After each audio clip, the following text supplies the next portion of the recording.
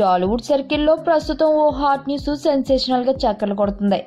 అది కూడా మన మెగాస్టార్ చిరంజీవి 151 సినిమాకు సంబంధించిన న్యూస్ కావడంతో హాట్ టాపిక్ అయింది. మరి ఆ స్టోరీలోకి వెళ్తే, చారిత్రక నేపథ్యంలో స్వాతంత్ర సమరయోధుడు ఉయ్యాలవాడ నరసింహారెడ్డి జీవిత చరిత్రలో చిరు 150వ సినిమా సురేందర్ రెడ్డి దర్శకత్వంలో తెరకెక్కుతున్న విషయం మన అందరికీ తెలిసిందే.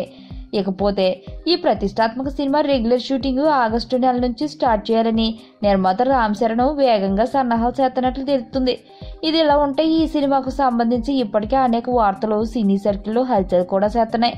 ఇక ఇప్పుడేమో అంతకు మించి అనేలా ఈ సినిమాకు సంబంధించి ఒక క్రేజీ అప్డేట్ బయటకు వచ్చిందండి. అదేంటంటే, నిజ జీవితంలో ఉయ్యాలవాడ నరసింహారెడ్డికి 2 భార్యలు ఉండటంతో సినిమాలో కూడా చిరు సరసన 2 హీరోయిన్లను పెట్టాలని మేకర్స్ ప్లాన్ చేస్తున్నారట. ఈ క్రమంలోనే ఇప్పుడు ఉయ్యాలవాడ మొదటి భార్య పాత్ర కోసం ఎవరైనా బాలీవుడ్ బ్యూటీని దింపితే సినిమా రేంజ్ పెరుగుతుందనే ఆలోచనలో ఉన్నారట. అందుకే ఈ కథతో మాజీ విశ్వసుందరి ఐశ్వర్యరాయ్ను సంప్రదిస్తున్నారనే హాట్ టాక్ తాజాగా బయటకొచ్చింది. ఇదే పాత్ర కోసం ఇంతకుముందు అనుష్క అయితే బాగుంటుందని టాక్ వచ్చింది, కానీ ఆ దిశగా అడుగులు పడలేదు. కానీ ఇప్పుడు మాత్రం ఎలాగైనా చిరు మొదటి భార్య ఐశ్వర్యరాయ్ను నటింపజేయాలని డైరెక్టర్తో పాటు నిర్మాత రామ్ చరణ్ కూడా గట్టి ప్రయత్నాలు చేస్తున్నారట.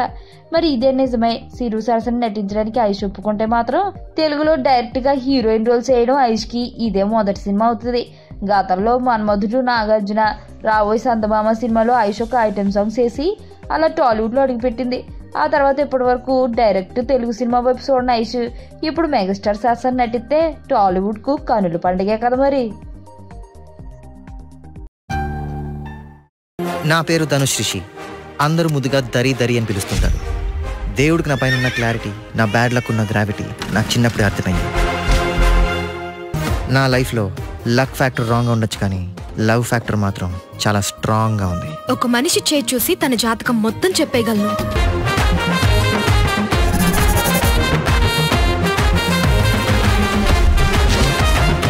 Coming soon.